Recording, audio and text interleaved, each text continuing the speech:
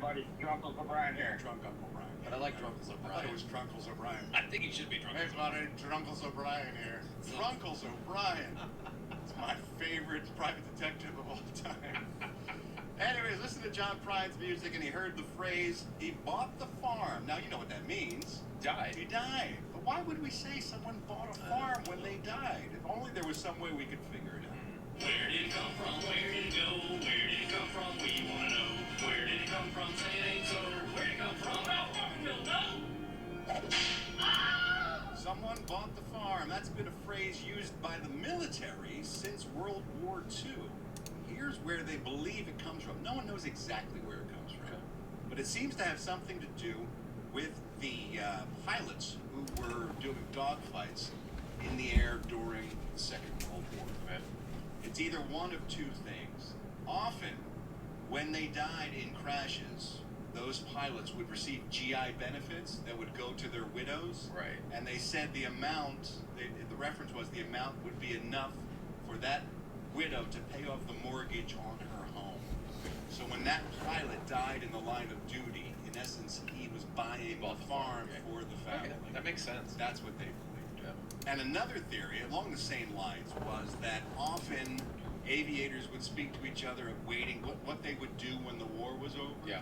When this is all over, I'm going to go back home and I'm going to buy me a farm. And it was their way of saluting their fallen pilot friends by saying when he died, the war was over for him. He finally bought the farm. He was finally able to go home. He got to get out of the war and go home. Not in the best way to get out. Yeah. So it has something to do with pilots. That's where the lingo initially came from during the Second World War.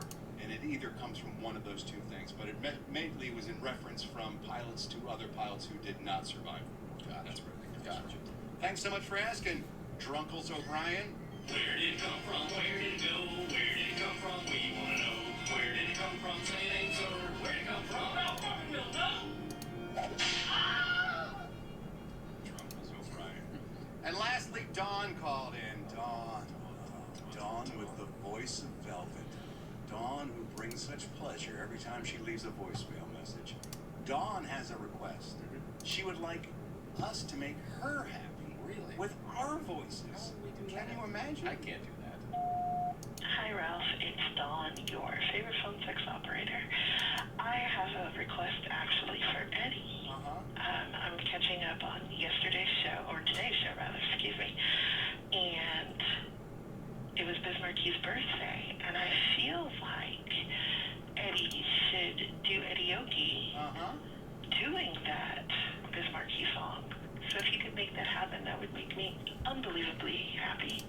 Love you, mean it. Bye. Dawn wants you to please her with your voice, Eddie Benz. It's a lot. It's a lot. It would make her unbelievably happy if we could do some Eddie-oki and you could sing You Got What I Need, the smash hit by Biz Marquis.